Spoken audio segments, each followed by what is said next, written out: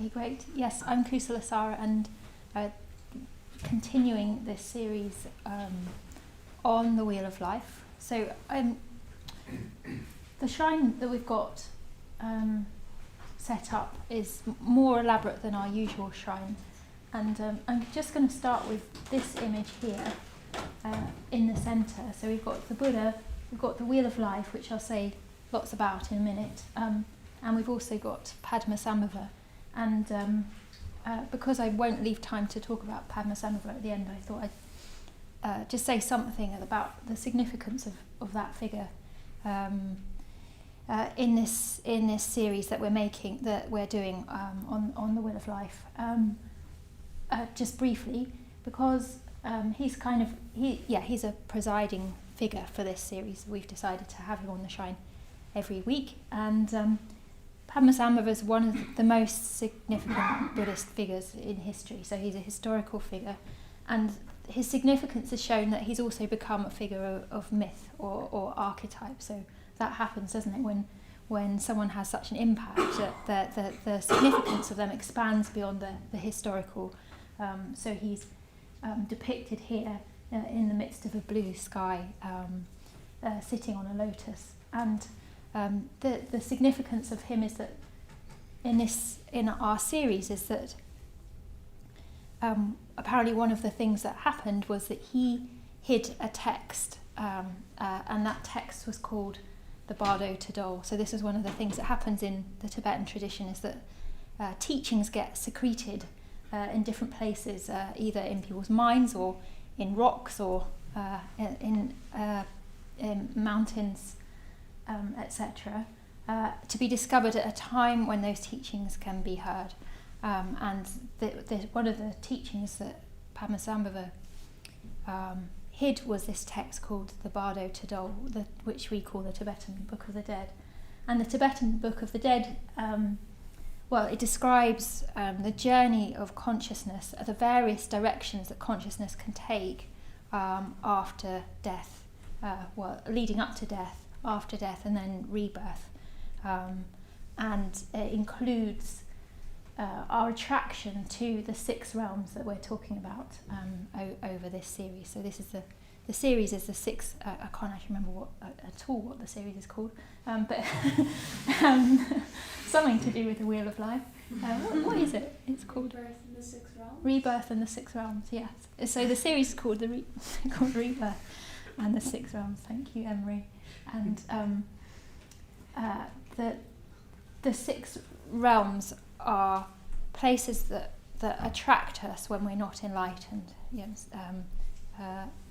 and or directions of mind that attract us when we're not enlightened.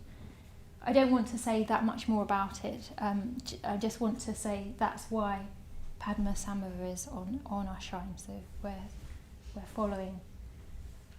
Well, we're drawing on this tradition in particular. So I'm going to talk now about the bigger image, the Wheel of Life.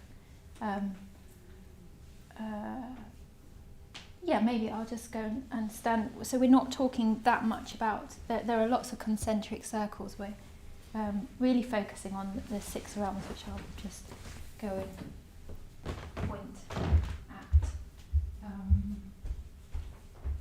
So that you can orientate yourself. So these here are the 6 realms, and the whole thing can be thought of as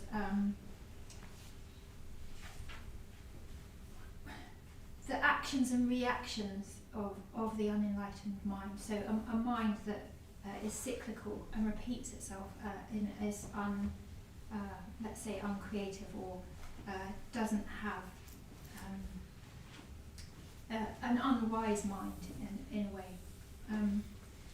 And within the context of that, we're looking at these 6 realms, and we've dwelt a bit. Last week we dwelt with the Titans. So these are the jealous gods and the animals here. And this week we're looking at these 2 sections. So this is the human realm, and depicted here is someone digging, someone cooking, a holy person, someone farming, and someone riding a horse. And then in each of the realms there's a Buddha figure. So central in there is a Buddha, and then here is it's normally called the God realm. So this is the realm of the Devas. That's the traditional Buddhist terms, the Devas. So this kind of I hope you can see well enough. It's kind of celestial place. Yes, bright, airy. They've all got wings, and well, angelic. They look angelic. That's the kind of Western equivalent figure. And what's significant as well is here there's this tree, and it's known as the wish fulfilling tree. And you'll see this is one of the few, or perhaps the only bit of the wheels the sections that interact actually. So the wish fulfilling tree, the roots are here, and it grows up into the God realm. So here's the trunk in the Titans, the warring jealous gods, and here is the crown of the tree and the fruit of the tree. Yes, so I'll sit down and then say more about it.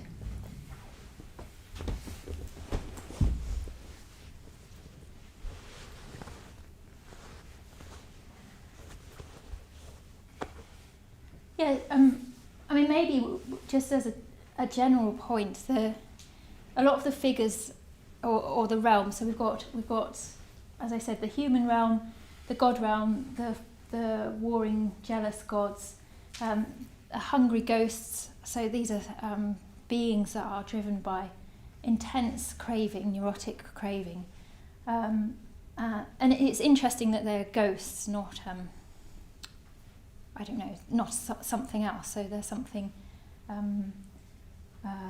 perhaps haunted about these figures. Hungry ghosts, hell realm, so really, really tormented beings, and the animal realm.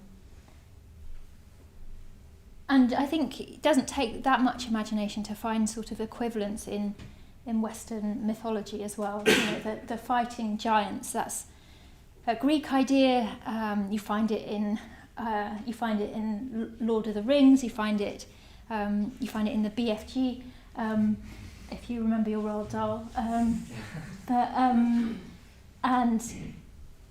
I mean, particularly, Lord of the Rings is filled with these kind of archetypes, aren't they? Like different beings. So there's a kind of consistency with mythology around the world that these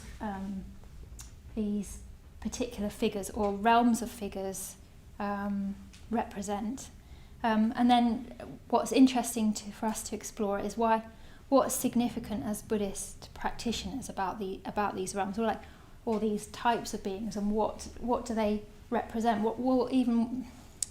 Why do human beings need to have this imaginative world where these kinds of beings are depicted, their particularities that take form. So these characteristics take a particular form, don't they? So something, fighting giants, something significant about that. We can't just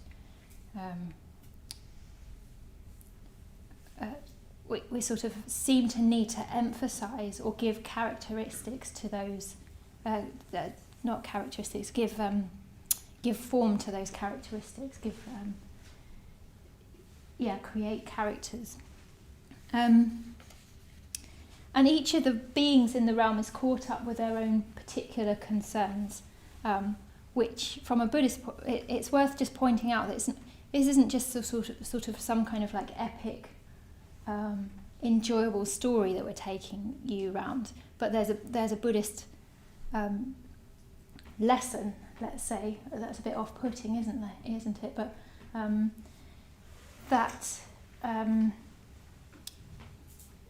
everybody on these realms unenlightened, even the beautiful gods, and the concerns of each of the beings in the realms is not a transcendent one. It's not an enlightened concern. So each of them is pursuing their own what's driving them at the heart of their particular manifestation. Does that make sense? So for instance, the hungry ghosts, they just crave, and they can't, in the state that they're in, unenlightened, or even not even unenlightened, but a complete loss of perspective about what's wholesome for them. So all they do is crave, and even if they get what they desire, they can't appreciate it. So there's nothing else other than craving, even when that craving should be sated, the thing that they crave, because of their mental states, can't fulfill them. So that's their pursuit. And if it was I was thinking about this as well. Just in the framework of stories and myth, stories work when something else enters. So if we were following the story of the hungry ghost, for instance, it wouldn't be very interesting. It would just be like wanting and different ways of getting and not being satisfied. Does that make sense? So when like in Lord of the Rings, it's like I'm not really, anyway, it doesn't matter whether I like it or not, it works quite well archetypally. But it starts getting interesting, doesn't it, when the different beings with their different concerns start interacting. So the hobbits, things start happening, and by the end they're all fighting each other or working together, so that there's something bigger than the concern of each of the beings. Does that make sense? So the hobbits, they just want to preserve the Shire, don't they? Just want to be cosy, and the elves just want to be kind of airy and beautiful and things like that. So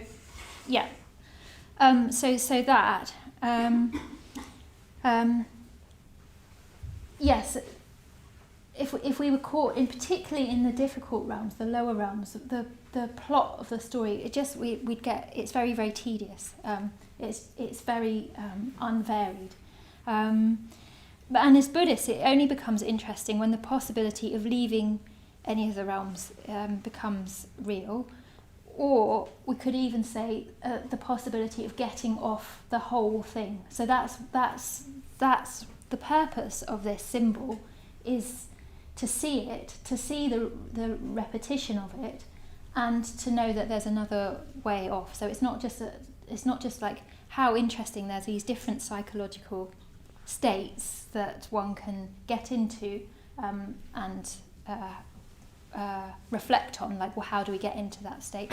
It's much more, is offering much more than that. So the idea is that we can actually leave it, we can leave the wheel and not spin around lifetime after lifetime. That's the Buddhist view. That's the Buddhist view. Yeah.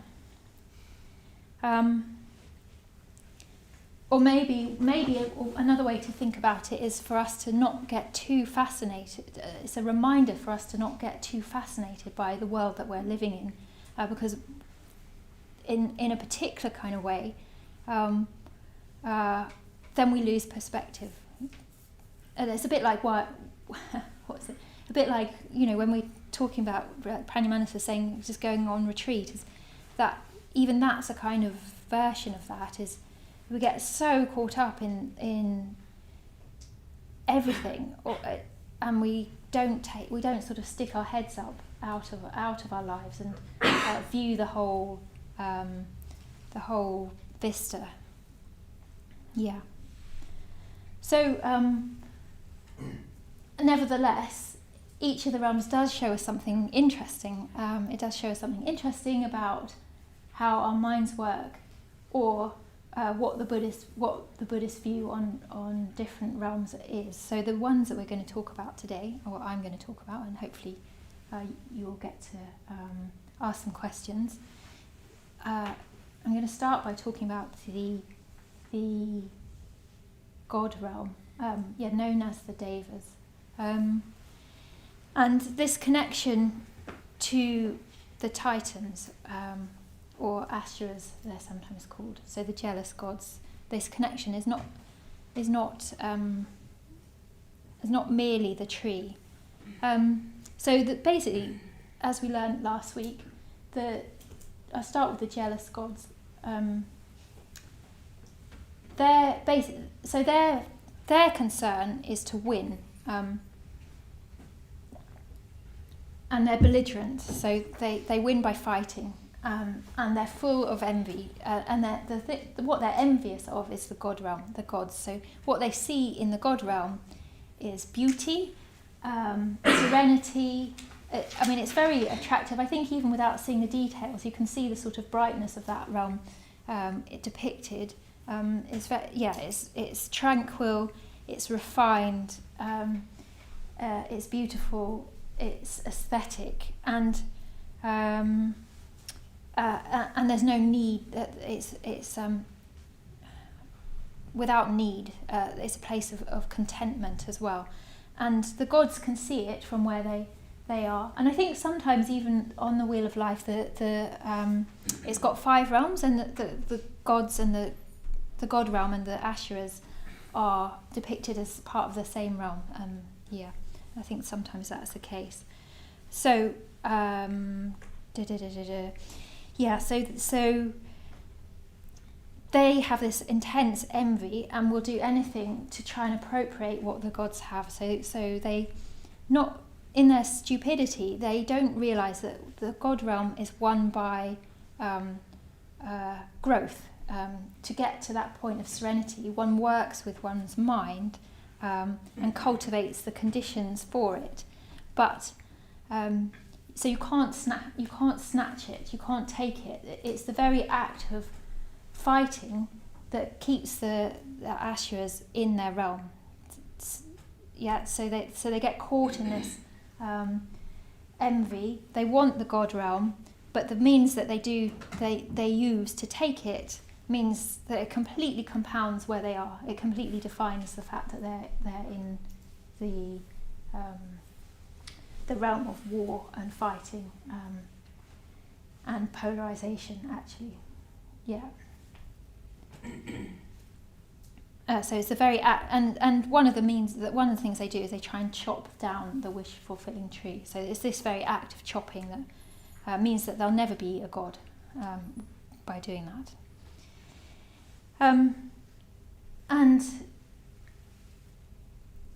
In some Buddhist texts, there are sort of battles between the gods, the Devas, and the Asuras. So it's sort of historically not always mythologically consistent. But let's go to the God realm now, just say some of the more of the qualities of this realm. So we can look at it in terms of what it's like as a realm to inhabit for those beings and what those beings are like, and then you can just try and reflect, where are those qualities in our world, in this world, and do you know people who are like that? Or are you like that? And any of these realms, so we can sort of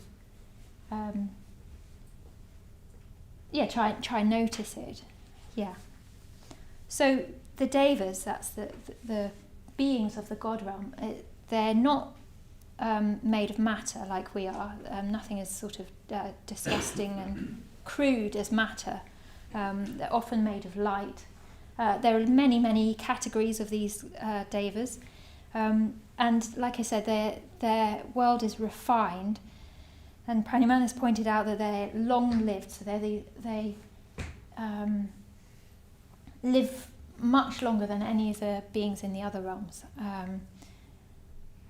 So they might even forget that they're mortal, actually. And they're gods not like monotheism, like the Christian God, but they're gods of places. They're sort of a bit more like the Greek gods, so they might inhabit different places, maybe, or symbolize different kind of strata of the cosmos.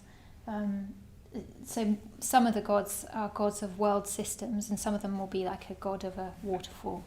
Yeah, so there's variety. That's it. This is in the early Buddhist texts, and actually the nice thing is that they're quite keen to listen to the Buddha very often. So in the early Buddhist texts, you get these interactions with the Buddha or his disciples and these spirits of place. And they appear. They can appear out of nowhere. And one of the ways that they appear also in the traditional text is that they appear as quickly as a strong man might stretch out his arm or bend his outstretched arm. So that quickly or that quickly. Imagine that I'm a strong man. Probably the same speed, but so a god could appear and disappear like that. You just missed one.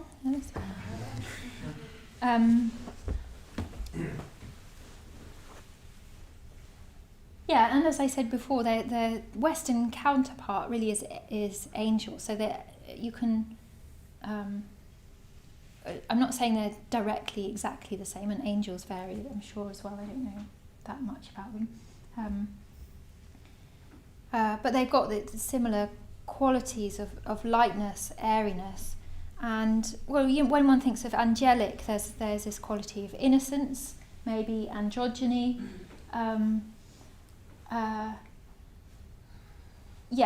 Sort of sometimes they blaze, don't they, in the Christian stories, I think.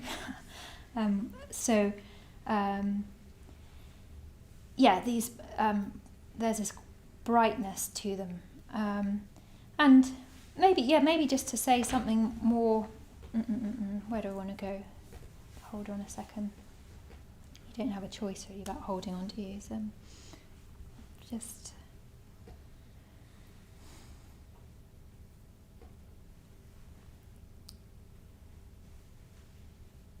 Yes, maybe I'll talk a little. Let's just stay with this quality of innocence or angelic qualities. What is innocence? Maybe I'll just hand over to you now. Is it something you want or not?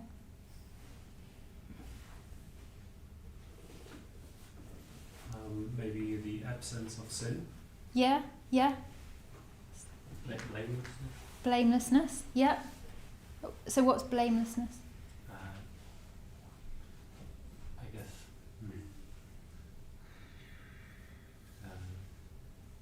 I guess you haven't done anything that could be considered wrong. Your actions can't be considered. You can't be blamed for your actions. Maybe. Yeah. Does that go with like a clear conscience or something like that, or? Or maybe not. Okay. There can be an aspect of slow to judge. Oh, okay. Yeah.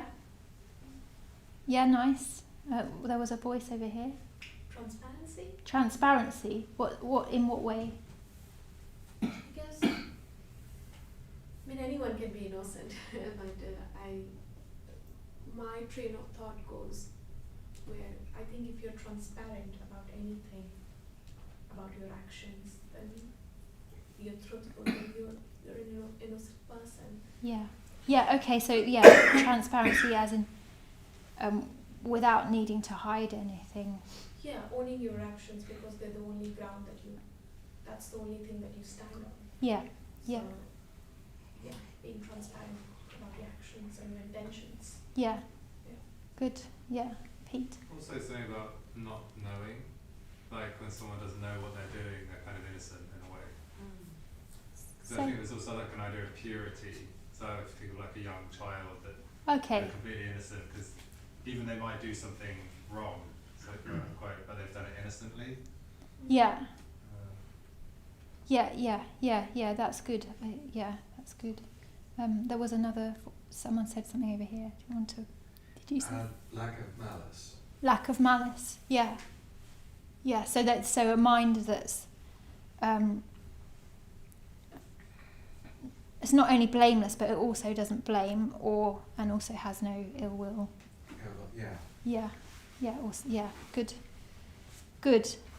And the reason I asked you to help sort of, I think these are all really good points. The reason I've asked you to do that is one of the things that we can associate the God realm with is higher states in meditation, and one can only reach those states when one's mind has these qualities. When one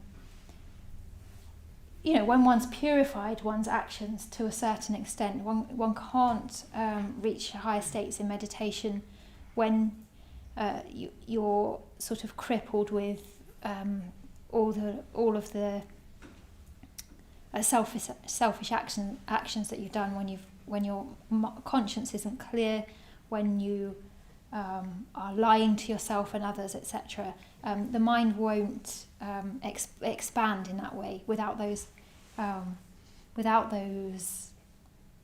being sorted out. Yeah. So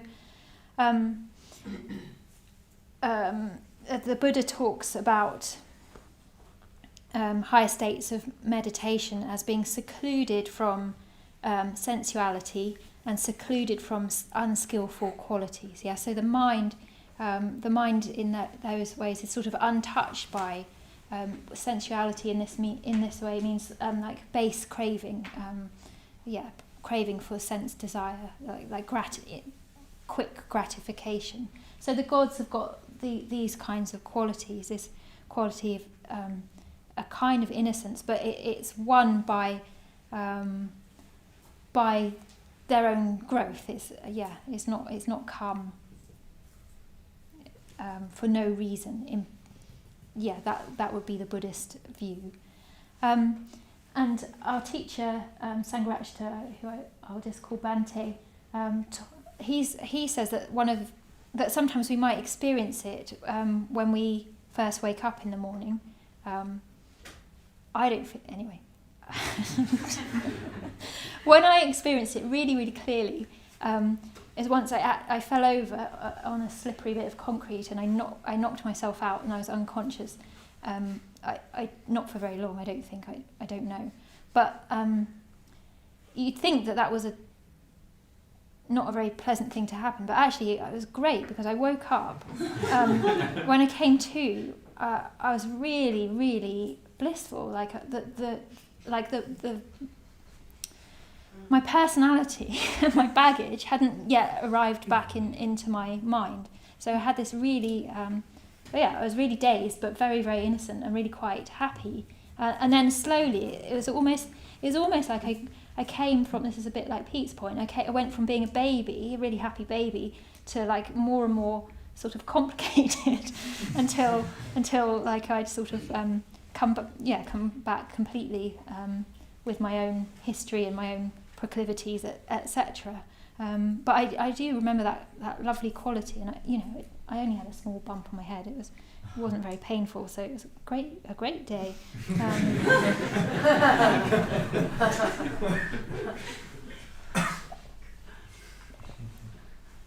Yeah.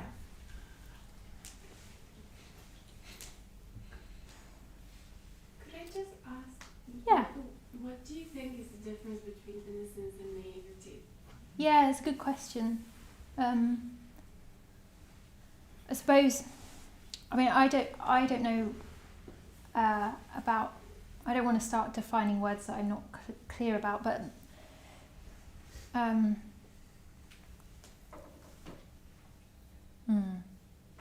something did come to mind now, but I'm not sure if I can.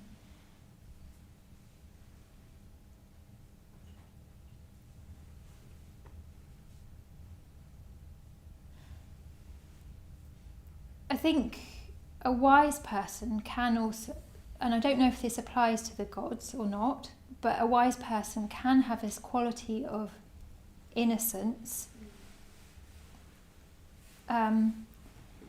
because they can, because they're no longer caught up in the things that make us not innocent, but they're also wise, so they understand that they've worked through those things in a way themselves, so they understand the nature of selfishness, or like that craving and hatred. And naivety is not having had contact with those things at all. And then I think some people stay deliberately naive, like they don't want anything to do with it. They're sort of determinedly. There's a character, isn't there, a Dickens character in Bleak House, where he just keeps saying, I'm a mere child, I know nothing of these things, which is actually quite corrupted, is actually not innocent or naive in a way. But something around that. Yeah.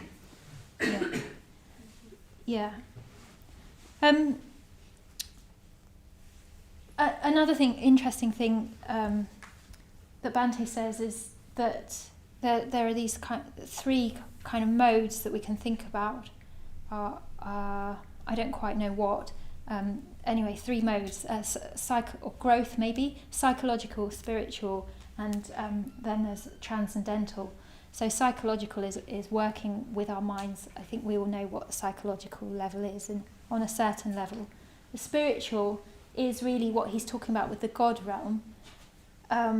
These higher qualities, higher experiences in meditation, and they're not contained within Buddhist. What am I trying to say? All religions will have this access to, especially the mystical parts of different religions, will have access to these meditative experiences, dhyana. So. And without the transcendental, it just remains at that level, and eventually will wear off. So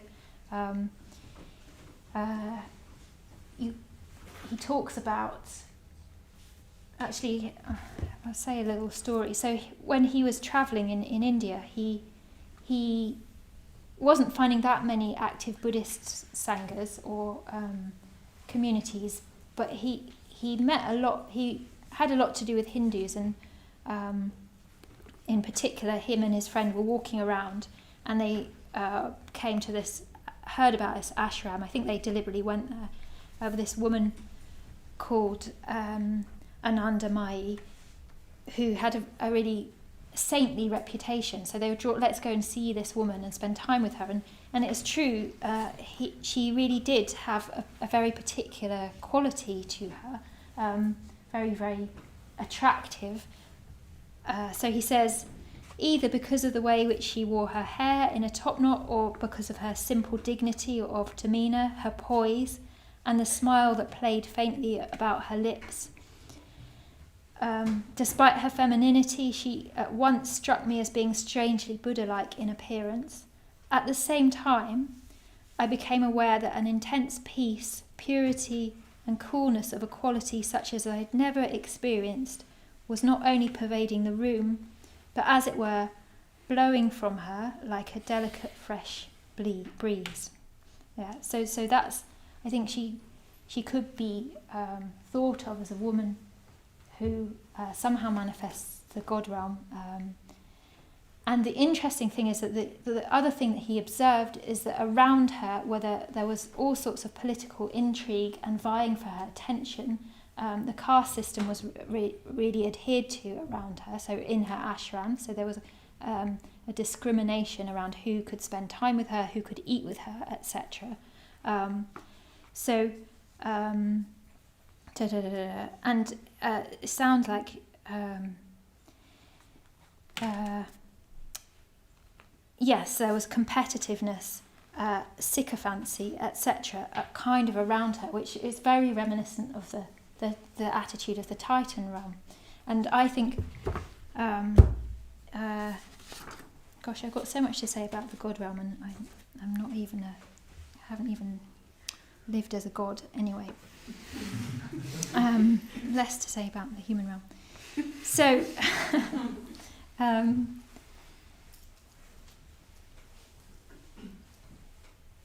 without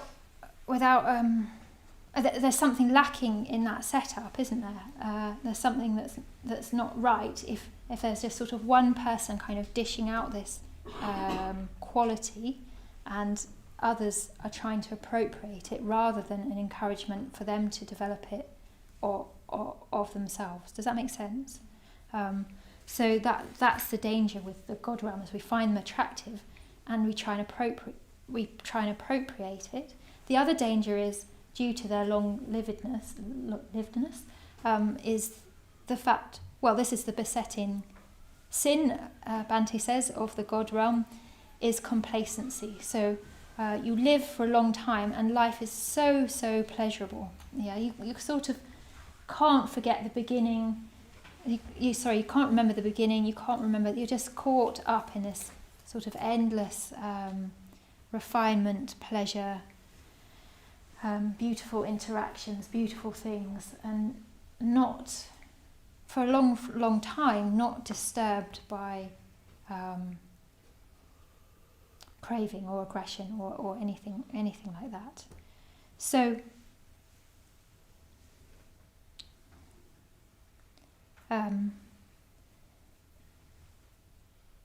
because of that, the gods, well, eventually, if you think of that state of being as a reward for merit, then that will eventually wear out. Does that make sense? It will eventually come to an end, and then it will be a terrible shock to find that one actually is aging or something horrible like that. I say that jokingly, is it? Yes. So one way to think positively about the God realm and dhyana, so these meditative states, let's bring them both together, is that they're nourishing, and they bring about energy and positivity. So you can think of that as a kind of food. So Bhante talks about dhyana as being a kind of food. He says dhyana experiences is regarded in a way as food, as nourishment, because it represents a highly positive mental state, emotional state. A highly positive emotional states are intensely nourishing to the whole organism, so not just the mind but the body. And you can see that when, if you ever see someone who's meditating and then dhyana, there'll be a brightness about them. It's actually visible. There'll be some quality that's different. And then, of course, the danger is that you might want to be in a dhyanic state but don't want to meditate, and that's possession or appropriation, and distinct from growth into. Yeah, does that make sense? Yeah, maybe. And there's a beautiful line in the Dhammapada, or set of verses, where it's talking about the spiritual life, actually, or the Buddhist life, the Dharma life.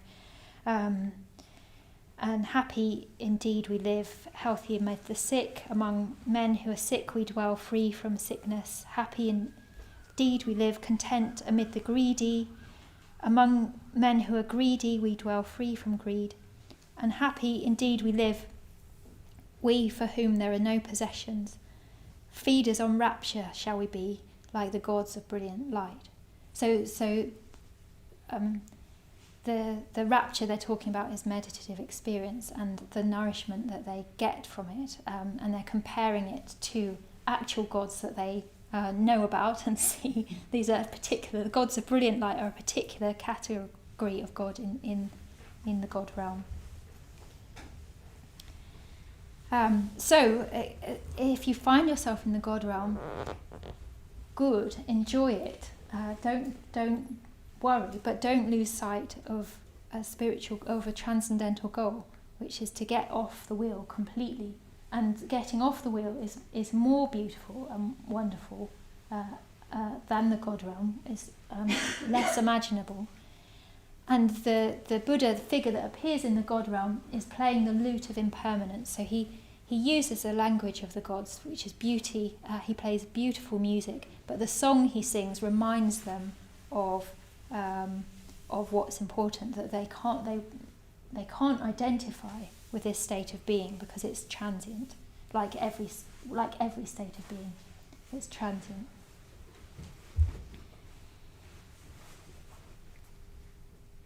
Okay, so I'm going to talk now about the human realm.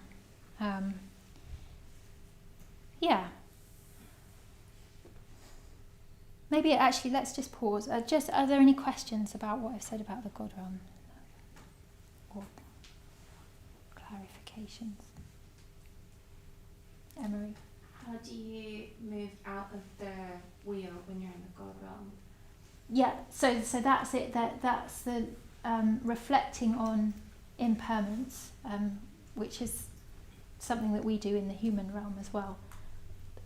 That, I mean,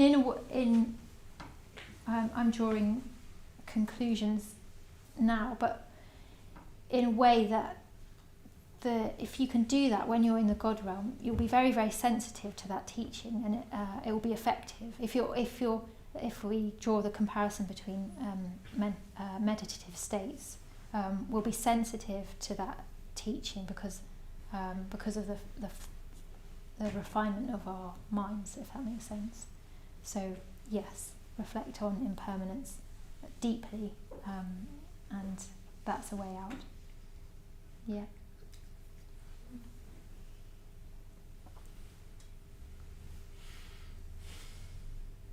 Okay. The human realm is okay. Well, we did touch on this a bit last week. I'm just going to kind of go there again. The human realm, we can think of. I mean, this is obvious. Just to remind us, we're all in the human realm. We're in a realm where we have the faculties where we can decide to come to the Buddhist center, and we have we can reason ourselves, we can plan our day around going to the Buddhist center, and there's probably a vision for ourselves behind that trip to the Buddhist center. Does that make sense? So it's not immediate gratification, it's not instinct on the animal level that might bring us to Dharma Night. It's an idea that there's something to be learned, there's something that might be interesting, or maybe even a vision for ourselves in the future that we'd like to develop. All of these faculties mean that we are in the human realm. So a mind that knows it's a mind, it knows it's a human, it's a mind that can have a vision for itself. It can sort of see more than its own sphere of immediate concern if we develop it. Sometimes it feels like quite a small mind. I don't know, maybe the human mind is very varied as well. Sometimes it's contracted and feels animal or fighting jealous God, etc. And sometimes it's expansive and visionary, imaginative, generous, etc. So so it's a consciousness. A human consciousness is the kind of mind that doesn't have to be completely subsumed by its particular aims and immediate concerns, or even its emotional states, and it's the mind that can, for instance, practice mindfulness. So mindfulness being this quality of being able to not only identify with the not only identify with our mental states or moods, but bring perspective to it, not just be in a bad mood, but go, I'm in a bad mood. I'm likely to do this if I'm not careful. I will try not to. I will try to live more by my values. So I'm doing this with my hands because I always think of mindfulness as expanding beyond an expansive quality. In humans, consciousness can also, for instance, have sympathy for other human beings or other living beings, the world, etc.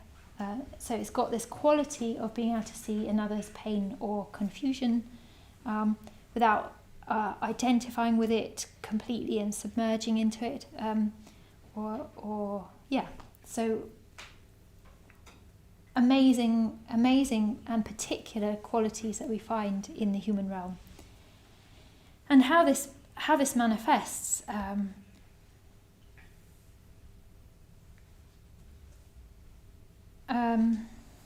Is in culture, so that's distinct as well. I mean, it's there in the God realm as well too, but we've got individual vision for ourselves, but also collectively we can do this. A collective vision, one of growth and desire for others' growth. So that's where, and we can pass that on. So that's what culture is like. You don't get anywhere. I mean, you might get sort of traditions within some animal worlds, and back to David Attenborough. Different tribes of monkeys have slightly different ways of doing things, and they learn from each other, and also learn to use tools, and that gets passed on. But the sophistication of human culture and the ability to abstract information and pass it on in written form, etc. Use symbols. All of that is very particular. So humans can develop culture, and they can also develop individuality. And I think these are concerns for all of us. I think these are really positive things to do, or crucial things to do. And so in our teacher's terms, in Bante's terms, individuality has a capital I. So he's talking eventually as individuality as the same as enlightenment, but we can become more and more individual. So this means not being pulled by the sway of group mentality. It's a very, very animal thing, particularly. So we don't need to live by group norms, becoming less and less concerned with what others think, or not wedded to social status, etc. All of that's quite at the level of animal, although it looks more sophisticated when we do it. So I think some of the qualities of in individual growth or human growth is that we can live by values, even though there might be some payoff for that. Do you see what I mean? Like I can start being more truthful, even though it might mean that some people don't think, find that uncomfortable, or it might mean a kind of, I know this happens a lot when people start practicing Buddhism, and they don't, I think this is a particular example, no longer want to gossip at work. So this is a major way that people bond, isn't it? Is gossiping at work, and it's suddenly you start to notice how unpleasant it is, ganging up on a certain person behind their back and saying things. So people start to live by their values, even though then it means that they're not actually part of that group anymore. So there's a loss.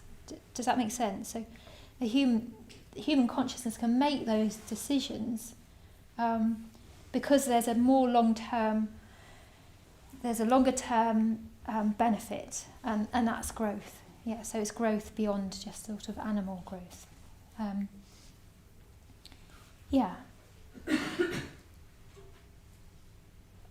Also, human beings can apologise. I don't think animals can. I think dogs look like they apologise, but they just don't want to get told off. And they can forgive as well. So that's a really sort of demanding and sublime quality, is to forgive. I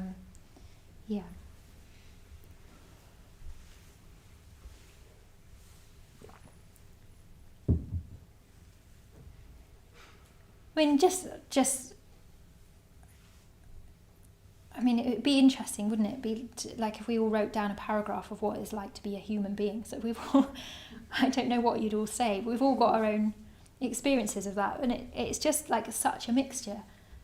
From my point of view, anyways, I'm such a mixture of different things. Like, sometimes I impress myself. Often I feel like I fail myself. There's just a sense of very uneven growth, I think. Like in some ways very forward, and in some ways just don't know what I'm doing. A sort of sense of incompleteness. And I think that's because, what am I trying to say? It's something particular about the mixture available in the human realm. So we're not dominated by this one quality, titans, fighting, neurotic, greed, etc. That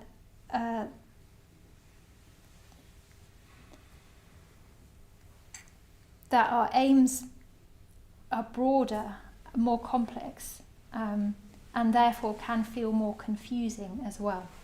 Does that make sense?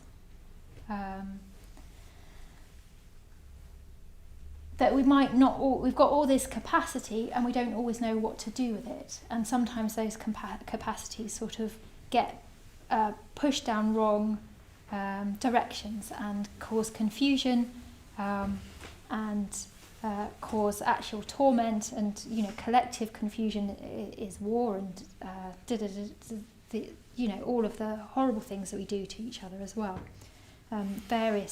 So the human realm is such a mix, and there's also a possibility of a sort of a human that's sort of fulfilled on its own terms. Like Bhante talks about happy, healthy human being, who's just like you'll know. Some of you will be one. You'll know them, who just seem to just be quite content with the kind of life they've got. They've just, they're good company. My mum's a bit like that, and I sort of don't know quite how that happened, or why she didn't pass that on to me.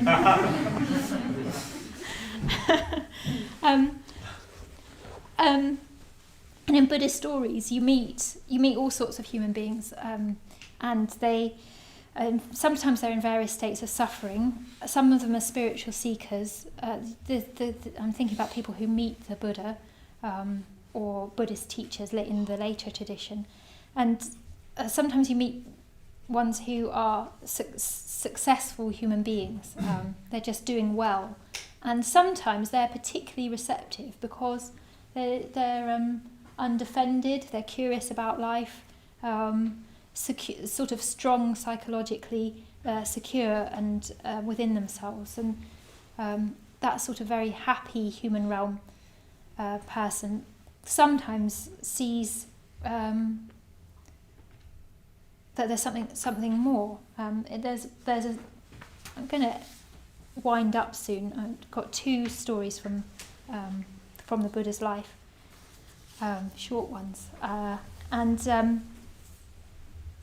There's one story where the Buddha, he's wandering and you sort of don't know where he is, but you hear, it's the story of Dharma, the cattleman, and he's praising his own life, basically. So I think the rainy season's come, he's got a small holding. It's about to start raining, it's probably about to be the monsoon. He's got a small holding, and he's done all his work, he's got a wife, he's got a family, everything's in place, and he's sort of describing his contentment, really. So the rice is cooked, my milking done, I live with my people along the banks of the Mahi, my hut is roofed, my fire lit. So if you want to rain, God, go ahead and rain. And then somewhere, you don't really know where it is, the Buddha says, free from anger, my stubbornness is gone. I live for one night along the banks of the Mahi. My hut's roof is open, my fire out. So if you want rain, God, go ahead and rain. And throughout the sutta, these verses alternate. So Dharma says something good about his homestead, and then the Buddha interprets it differently and talks about spiritual qualities. The stakes are dug in, immovable. The new munja grass halters, well woven, whatever they are. Not even young bulls could break them. So if you want to reign, God, go ahead and reign. And the Buddha says, having broken my bonds like a great bull, like a great elephant tearing a rotting vine, I never again will lie in the womb. So if you want to reign, God, go ahead and reign. And eventually, between this to and fro, Dania, who I feel like I really like the world that he presents. I find it very attractive, especially, the fire is lit and the hut is roofed. It feels like the sort of just very, very human, simple human needs, and yet to aspire to. And yet the Buddha's saying, no, that's fine, but there's this. You could be completely free from needing even any of that. And between these verses, eventually, Dania says, it starts to rain. The rain starts falling, and Dania says, how great our gain, we've gazed upon the Blessed One. So he sees the Buddha, and then he goes for refuge. So somehow between these verses, the Buddha's teaching wears away, and Dania has a new vision for his life, other than this simple, homely, human achievement. Yeah. So,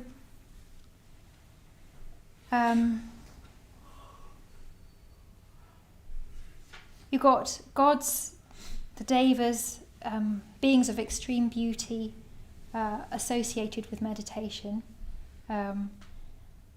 blameless, radiant, long-lived, and they need the song of impermanence. And you have humans, scheming, plotting, wise, unwise, brilliant, foolish, etc. And for them, for the humans, the Buddha figure that appears in that realm is holding a begging bowl, and he wears the ascetic's robes, just like how he had appeared to Dania. So, and it's just like what the Buddha saw before he became the Buddha. He had a sight of a wandering ascetic, and that became his new direction in life. So that's the human realm offers. There's enough well-being, there's enough stability to not be concerned with getting safety, food, etc. There's enough just to follow a spiritual life. And then, so we've got these two categories of beings, and then the third category of being is a new kind of category, and this is the category that we need to take us off the wheel, is the Buddha. And even that's confusing. And one of the stories, famous stories, is that someone meets the Buddha travelling along the road, and he says to the Buddha, he notices magical footprints in the story that the Buddha makes he's amazed by these magical footprints with images of 1,000-spoked wheels. Apparently this is the Buddha's footprints. And also he says that he saw the Buddha sitting at the foot of the tree by the side of the road, graceful, inspiring confidence, with peaceful faculties and peaceful mind, one who had attained to the highest taming and serenity, like a tamed and guarded bull elephant. And he doesn't know what to make of him, and so he says to him, could you be a deva? So he's saying, are you, like, what kind of being are you? Are you a god, or are you, and then he goes through these different varieties of gods, Gandhava, Yaksha, etc. And could you be a human being? And the Buddha says no to each of these. So he says, no, I'm not a deva, I'm not a Gandhava, I'm not a Yaksha, I'm not a human being, which is very confusing. But he says, well, what are you? And he just says, I'm a Buddha. Yeah, so I'm a Buddha, which is a new category of being. And that's what we need to get off the wheel. Someone who has understood the teaching of impermanence. He can't inhabit any of these realms fully. He can't be concerned with the concerns of the 6 realms. He can enter into them, the Buddha can enter into them, can teach, but is completely free of any of it. So that's the third category of being, and we'll be hearing more about it over the weeks. Okay, so that's it. We've been finishing these evenings with the Padmasambhava chant, so I'm going to turn the lights down and we'll just do that for a little while, and then that will be the end of the evening.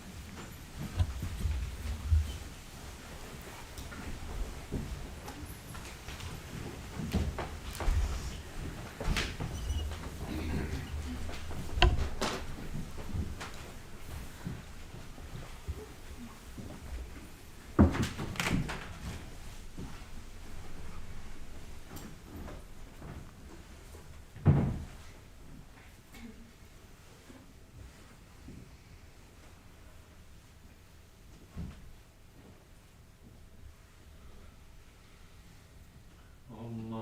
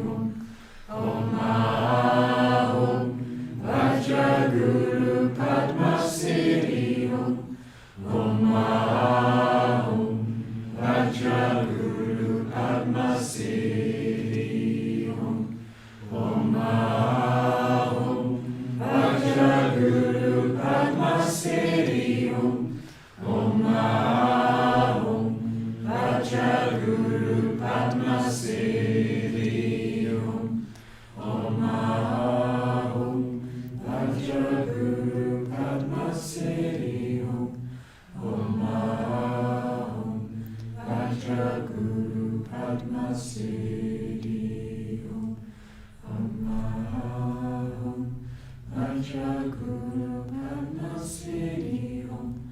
Om Aham. Vajra Guru Padma Siddhi Om. Om Aham.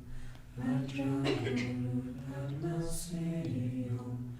Om Aham. Vajra Guru Padma Siddhi Om.